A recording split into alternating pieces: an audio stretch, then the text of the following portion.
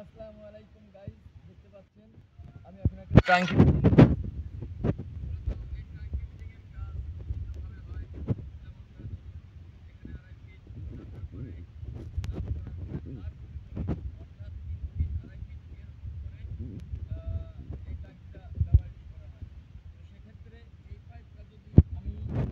করি তাতেও সমস্যা হয় না, ছোট করলেও সমস্যা হয় না।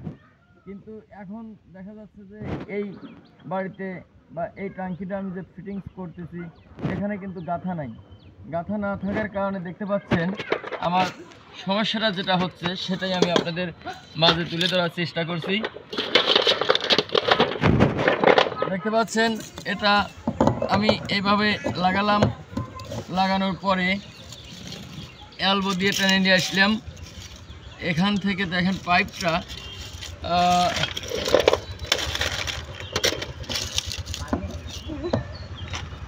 দেখতে পাচ্ছেন গাইজ, পাইপটা কিন্তু এই পজিশনে হচ্ছে, অর্থাৎ 3/4 যে এই থ্রেড টেপের মাপ, এই 3/4 সিস্টেমে কিন্তু উঠে আসবে।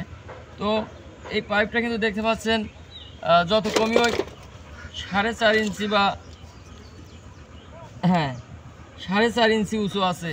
এই 4.5 ইঞ্চি উঁচু থাকার কারণে দেখতে পাচ্ছেন এইভাবে কিন্তু আমার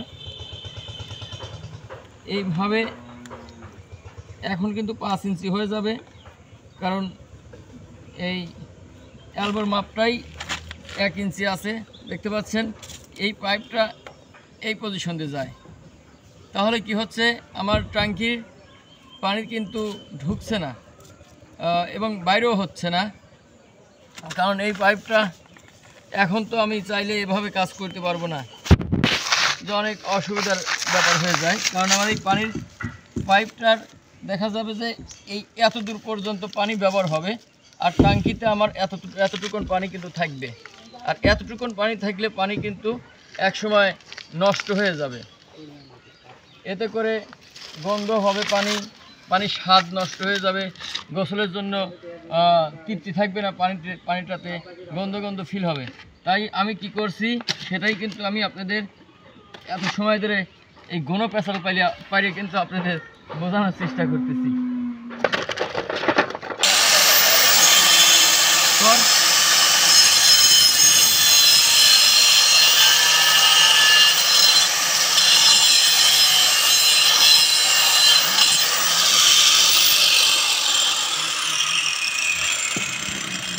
গাইজ দেখতে পাচ্ছেন এখানে কিন্তু 3 ইঞ্চি পাইপ আমি কেটে ফেললাম। এখন প্রশ্ন হচ্ছে আমি এই পাইপটা কেমন করে কাটবো। দেখুন এই পাইপটা কিন্তু আমার এ পাশে খায় না, মেশিনের ভিতরে যাচ্ছে না। তাই আমি কি করব, এই মেশিনের ফলাটা আমি উল্টা করে নেব।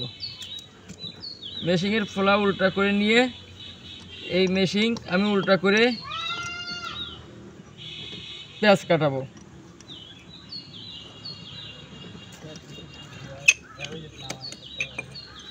অ্যাকুরেট কিন্তু 100% নাও হতে পারে, তবে চেষ্টা করি। আপনারা আমার জন্য দোয়া করেন, আল্লাহ ভরসা। এ নাই তো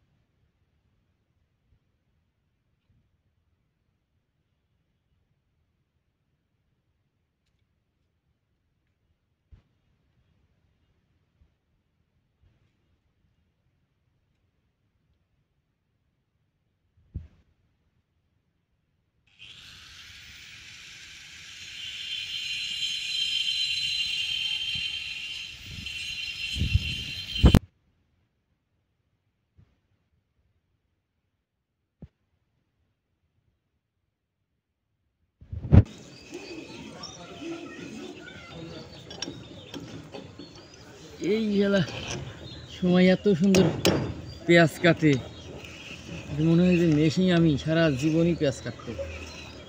আর মাঝে মাঝে মনে হয় যে মেশিনকে একবারে ফাইল সই করে দেবো।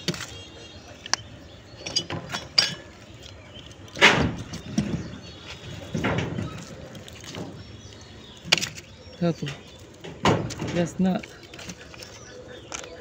একটা ধরাবো। জিলিপি, হ্যাঁ।